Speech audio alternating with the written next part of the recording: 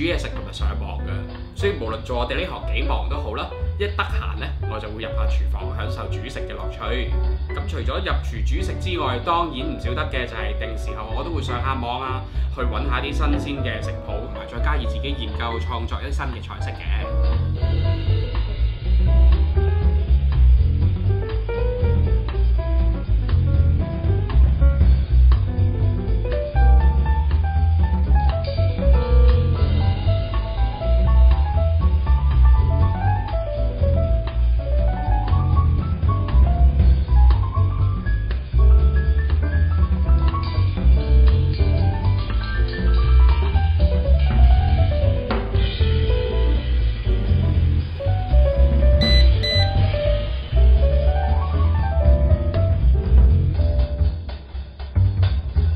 煮到啲好嘢同埋新菜式出嚟，第一件事當然就係放上 Facebook 同朋友開心 share 同埋呃 like 啦。